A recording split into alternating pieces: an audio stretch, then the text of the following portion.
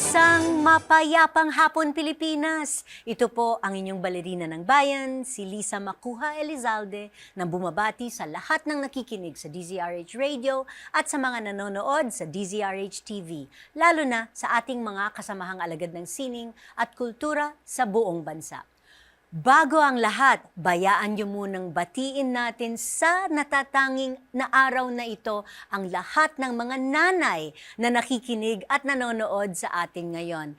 Happy Mother's Day! Siyempre, kasama na dyan ang aking dakilang ina na si Mrs. Susan Macuja na naging napakalaking impluensya sa paghubog sa aking pagkatao as a person, as an artist, as a wife, and as a mother. Words are not enough to express my gratitude. Mom, you are my pillar of strength. Thank you from the bottom of my heart. At para lalong maging espesyal ang ating Mother's Day celebration, pupunuin din natin ito ng masayang kwentuhan at musika kasama ang 4 na classical guitarists na nagbuo ng isang bagong grupo in the hopes of providing a more entertaining and creative guitar experience for a wider audience. Kaya't huwag kayong aalis sa aming pagbabalik, makakasama natin ang mga premyadong gitarista na sina Patrick Roxas, Iqui Vinculado, Monching Carpio at Adrik Cristobal, collectively known as the PIMA Guitar Quartet. Programang hatid ay sining at kulturang para sa lahat. Magbabalik ang Art to Art.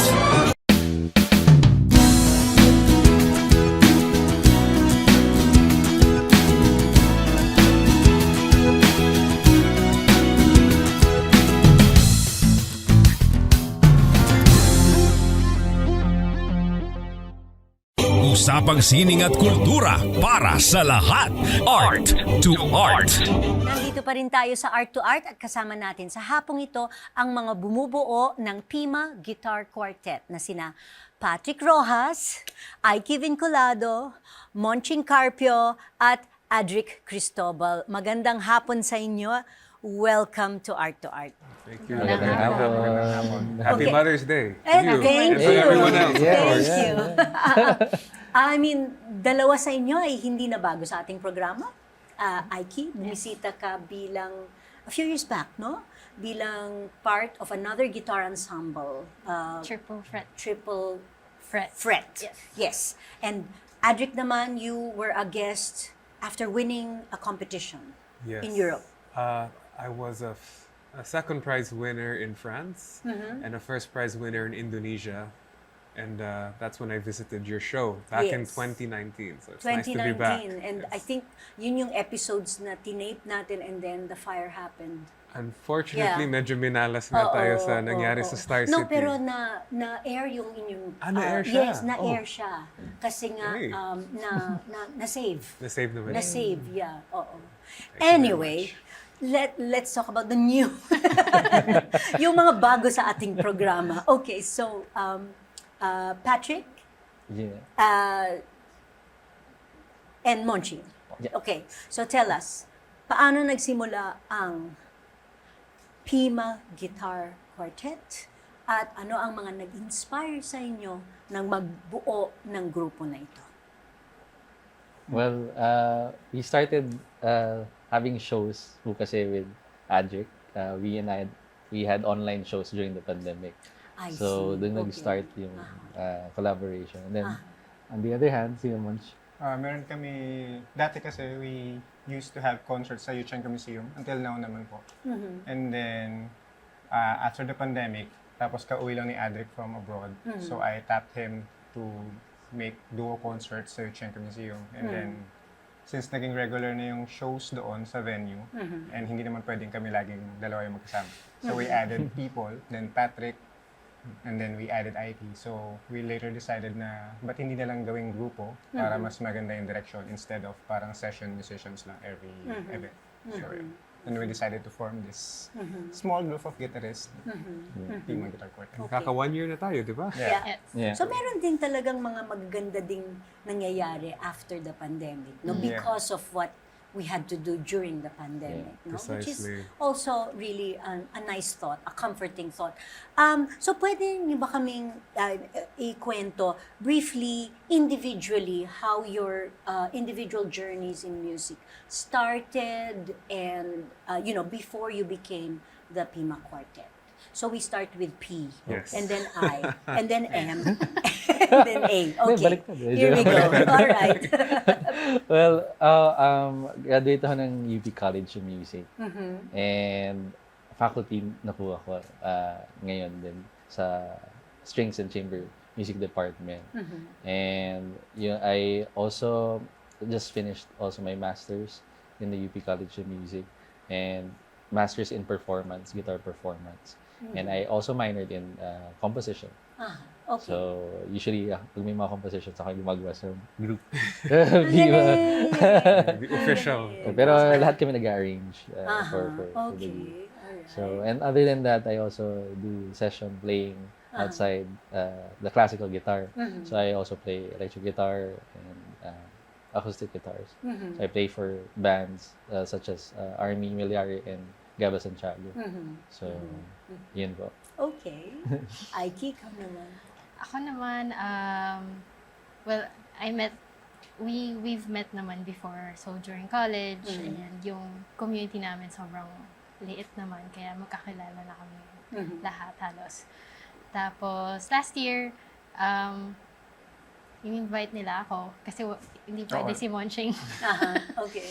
So, ayun, doon ako na nakasama sa kanila. And then, gusto ko lang din i-share. Interestingly, yung pangalan namin is PIMA Guitar Quartet, which is our initials. Pero mas interesting is yung sa classical guitar technique kasi yung right hand is PIMA. Initial siya ng I see. Latin words, pulgar, indies, medio, and annular. So, ayun, ang saya lang na yun yung initials namin. Yes, Hindi lang siya Parang pangalan namin. It's a wonderful coincidence. Yes. Oo. Precise. Double meaning. Yeah, double meaning. Yan po. Okay. Monching? Ako naman po ay graduated sa UP College of Music din. And now I'm teaching sa St. Scholastica's College, Manila. And then aside from teaching and performing, nag-arrange din po ako ng mga music for guitar and then mga short plays before. And then now, mas focus na ako sa group kasi masipag siyang magawa ng mga gigs. Pero aside from the group naman, may mga solo projects din ako. And like, I'm gonna be releasing a CD maybe this year, hopefully. And then, Okay. ayun, and then more on collaborations with other artists aside Okay. from guitar people.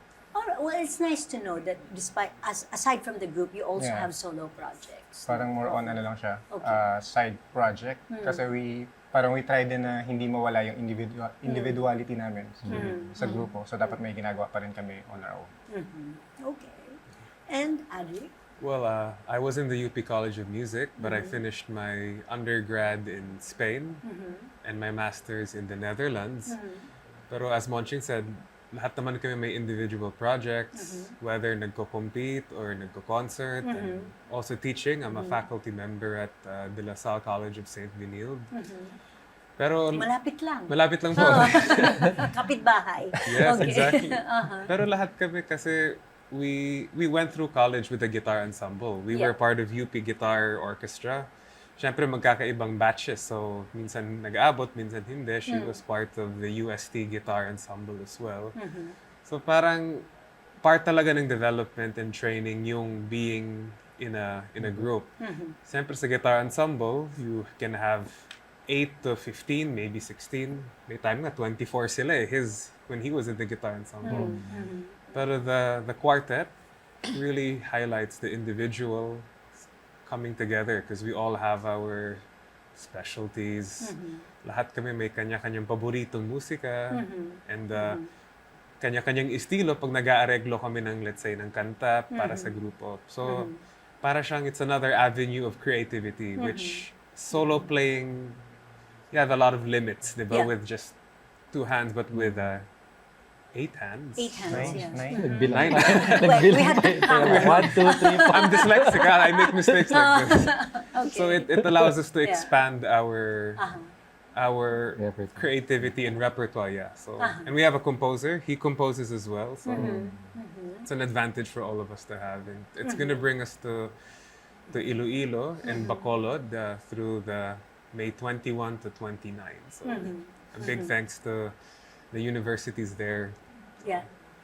Looking forward to that. Yeah, so wait, Bacolod in the, what venue in Bacolod? Our partners in Bacolod will be the University of St. LaSalle and the provincial government of Negros Occidental, together with Negros Arts Foundation.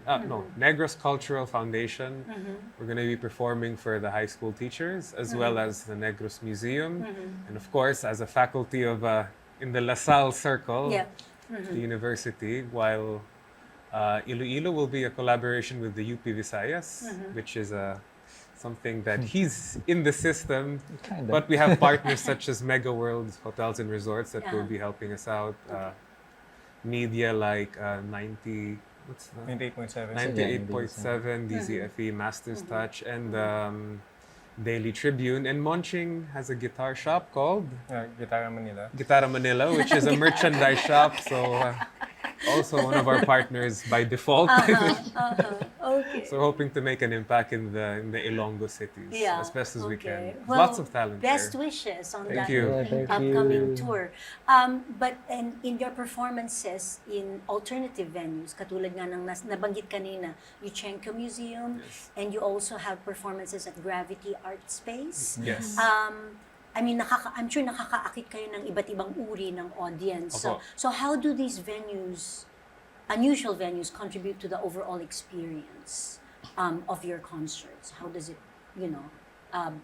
bring in more people to appreciate guitar? Well, sa museums kasi, it's a parang magandang tie-up siya kasi people get to see the art, the visual arts, and then meron din parang performance art. So, magandang tie-up siya. And then, dalawa rin kasi yung market, may mga artists talaga na painters and all. Yes. Tapos they get to see they get to visit the museum, and at the same time, mapapanood nila kami. So, parang win-win situation siya. And then, marami rin kasing crowd na gusto ring manood ng mga concerts pero hindi sila accessible sa public. So, yung Yuchenko Museum kasi is right in the heart of Makati. So, maganda rin siyang venue. Ayun. So, we've been partnering with them for since before pandemic pa. So, hanggang ngayon, continuous pa rin. So, we're really thankful for that. In the Gravity Art Space, if I may speak a bit on that, they opened siguro mga 2020 or 2021, and they focus more on young contemporary Filipino artists. So Yuchenko naman is more like the historical Filipino paintings. And then Quezon City, not everyone likes to travel all the way to Makati, so it's good that we have a partner in Gravity Art Space in Quezon In City. Quezon City. And tendency is you draw a mas bata na crowd a little bit, mas more into the contemporary arts, from painting to film to music. And it's becoming pretty much the art place in Quezon City. Not so big, but you know, the quality is very high, from the paintings to the music they display. So we're both sides of the city. Yeah. Oh, that's fantastic. I understand bukod sa inyong apat, meron fifth member ang grupo Yes. who works behind the scenes, si Ronel. Ronel Santos. Yes. Okay, so he takes care of your audio and video recordings. So why do you find it important to have someone else in the team take care of your technical needs? Well, it's important because we're used to doing live shows, right? But online presence is also a thing, not especially nowadays after COVID. So, Reneel takes really good video shoots of our performances, especially the audio quality. It's really good at mastering. And it's very important that we have recordings of what we Yes, of course. produce. Oh, And we could also, scan through our performances what we need to improve on, especially that. Yeah. And I think And we just could to add, Ronil is also a classical guitarist. Oh, yeah. He was also in the UP Oh, College okay. of Music. So, Lower batch. lower batch mo, higher batch namin. So it's important to have someone who has the ear for, Who knows for what? the Yes. recording. Yeah, he guitar. knows what Yes, to do. yes. And he that's knows true. how to read music as well for the editing part. Yeah. So Okay. Yeah. All right. we trust him a lot. Well, I'm sure the digital age helps also. Pero meron ding mga challenges, no? So ano-ano ang mga hamon or challenges na hinaharap sa pagtatatag ng isang guitar quartet sa Pilipinas, especially in the digital age? And how can the public help artists like yourselves meet these challenges? Right? So, Iqui, nananahimik ka dyan. Ikaw naman, as the only girl. Medyo mahirap na tanong, pero yeah, yun yung reality as an artist here in the Philippines. So paano tayo matutulungan? Basically, yung support talaga and going to concerts. And then also yung online presence din. And yun nga, importante yung documentation namin. So, yung online presence, which is pretty much important din nowadays kasi lalo na yung mga wala sa Manila, they can also watch us. Well, speaking of online presence, do you have Facebook, Instagram? Yes. Can you just mention Just, that already? Yeah. Search nyo lang ang PIMA Guitar Quartet. Nasa Instagram, Facebook, YouTube. So, like nyo kami. Like and share, comment. Subscribe. Subscribe. Notifications. Click that, Alright. click that notification. Great job. Yeah, so that's the PIMA Guitar Quartet. Marami pa po tayong pag-uusapan kasama ang PIMA Guitar Quartet dito pa rin sa Art to Art. Magbabalik po kami pagkatapos na ilang paalala. Programang hatid ay sining at kulturang para sa lahat. Magbabalik ang Art to Art. Schedule ng mga inaabangang konsyerto. Update sa mga magagandang panoorin sa mga tanghalan at teatro. Narito na ang Art to Art Calendar. Narito ang ating arts calendar. Sa kultura, bilang pagdiriwang ng International Museum Day sa May 19, inihahandog ng Ayala Museum ang free admission sa lahat ng galleries nito sa naturang araw, mula 10 a.m. hanggang 6 p.m. Abangan ang pre-registration details sa kanilang social media accounts. Ang Ayala Museum ay matatagpuan sa Greenbelt Park, Makati Avenue, corner de la Rosa Street, Makati. Sa teatro, inihahandog ng Repertory Philippines ang musical comedy na I Love You, You're Perfect, Now Change mula June 14 hanggang July 6 sa Carlos P. Romulo Auditorium ng RCBC Plaza, Makati. May book at lyrics ni Joe Di Pietro at music ni Jimmy Brooks. Ito ay sa direksyon ni Menchu Lauchenko Yulo. Tampok sina Gian Magdangal, Gabby Padilla, Crystal Kane at Marvin Ong nagaganap sa 40 tauhan na tatalakay sa iba't ibang yugto ng modern relationships. Para sa karagdagang detalye, bumisita sa social media accounts ng REP o kaya mag-email sa marketing@repphil.org o sa promotions@repphil.org.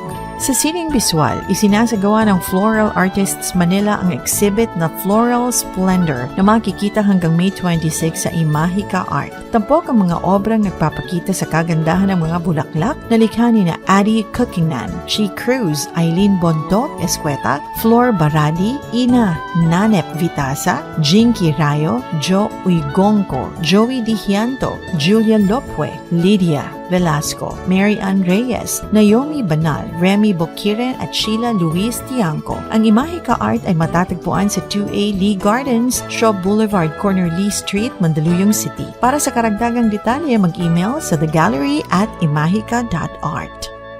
Usapang sining at kultura para sa lahat.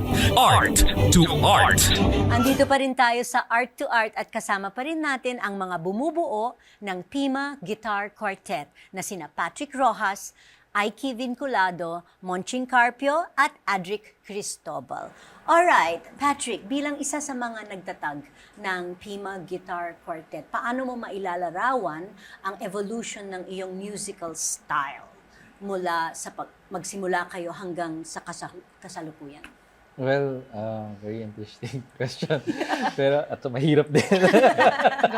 Pero, well, actually, nung composing for the quartet, was also a challenge. Kasi, I started composing when during my master's program lang, that was the first time I composed. So, it was really new, the skill.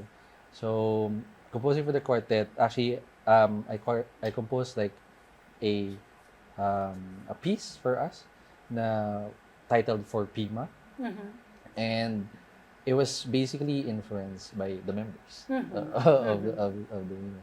So, of course, I've known Iqui, Monching, Adrik, and what they're really best at in terms of technique and musicality. So I composed out of that, out of their strengths, all of our strengths in that position. Yeah. So challenging at start, but as spontaneous as I could possibly compose. So more or less, in a way, nag-develop naman little by little. So, Okay. And how would you describe the overall style of the group now? I guess, medyo contemporary in a way na may halo pa rin siyang classical. May traditional and contemporary na nangyayari. And because we definitely have our different strengths in music as well, and all our different bands. Like I play in band, so may elements ng sort of band setup din in terms of textures. Yes. And syempre, Adrik and Monchi have like more like the classical roots, and Iqui, medyo kami magkalapit. Kasi more or less nakakatugtog kami sa labas din. Yeah. So, doon nag-develop, I guess, yung composition style. Well, Iqui, ikaw naman, speaking as someone who was a solo artist as well, and part of a group, paano mo naman binabalanse ang iyong personal taste in music with the pieces that strengthen the collective sound of the quartet? Actually, bali yung style po namin or yung genre, we don't stick to one genre like classical. We try to use pop, musical, Japanese, anime, with different styles. We don't like limit ourselves to what we really know. Like lahat kami classical din yung background, pero we challenge ourselves din. And kahit sa solo po, I also challenge myself to different styles, different genres. Well, katulad din siguro sa ballet, no? Because in ballet, if you know classical ballet, you can venture into any other style of dance form. Kasi mas madali.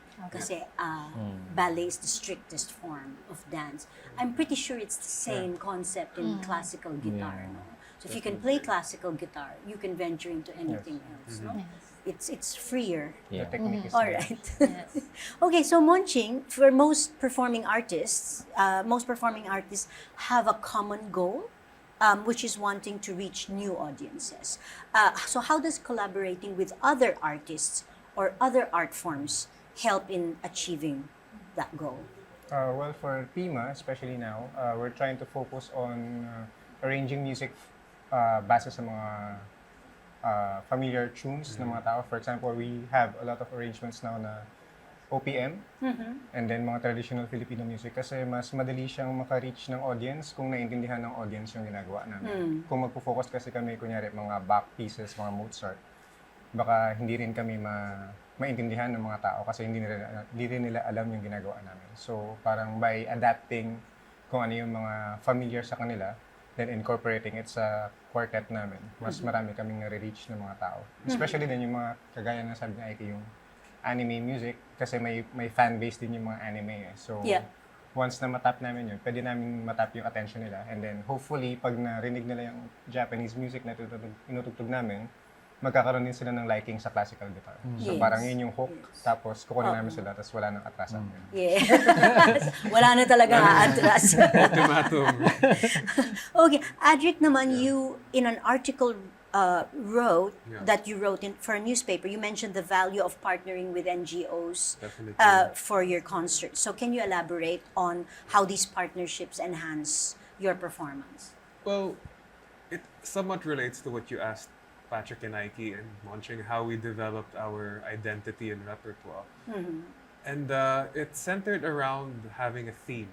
So let's say if the NGO's theme, which we've done 3 NGOs before. The first one was an NGO that supported deaf children, very underprivileged deaf children.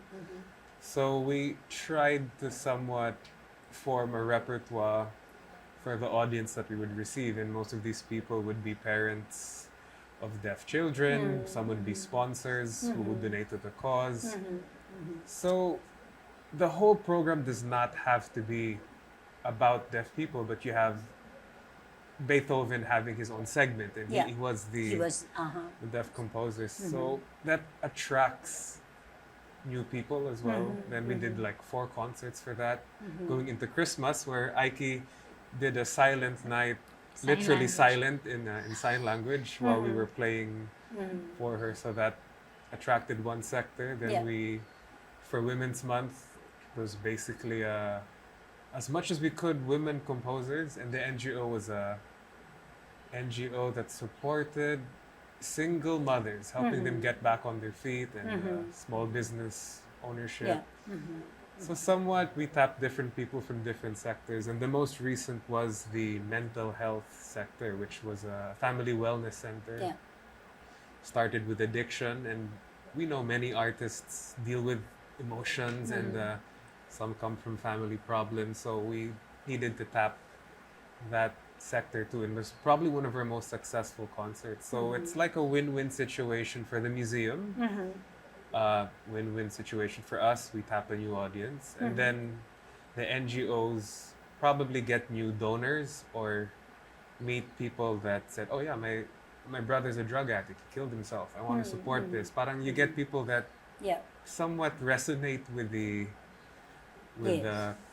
cause, so everyone somehow grows a bit. So I think that's what helped PIMA find our repertoire, depending on what theme we're supporting or cause.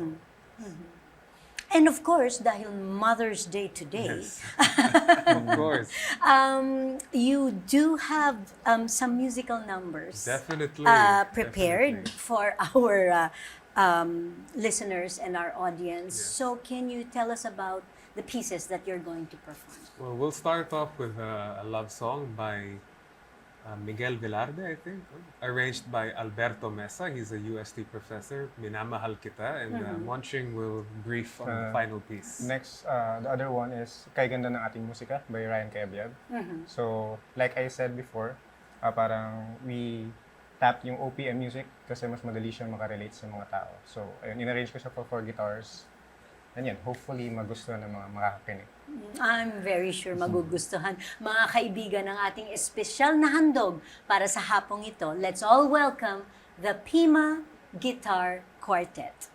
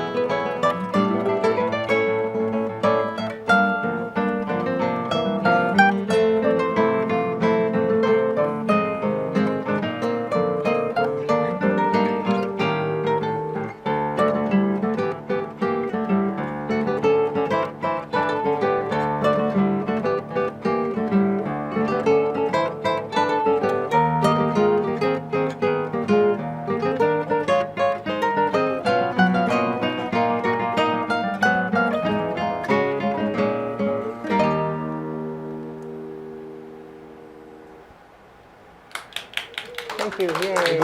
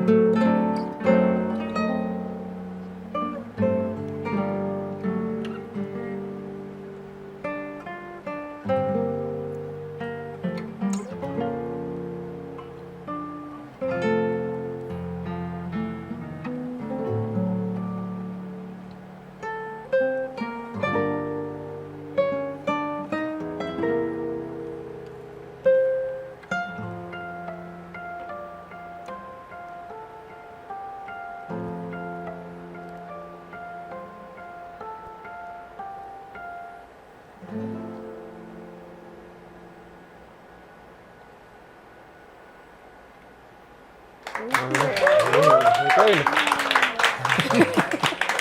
Ano tayo pala yung pinapalapan? Maraming salamat sa ating mga panauhin sa hapong ito, Patrick Roxas, Iqui Vinculado, Monching Carpio, and Adrik Cristobal, ang PIMA Guitar Quartet. Thank you so much for your beautiful gift of music on this very special afternoon. We wish you more success in your artistic endeavors. Hanggang sa susunod na linggo, samahan ninyo kami ulit dito sa Art to Art, kung saan ang usapang sining at kultura ay para sa lahat. Ito po ang inyong balerina ng bayan, si Macuja Elizalde, nagpupugay sa artistang Pilipino.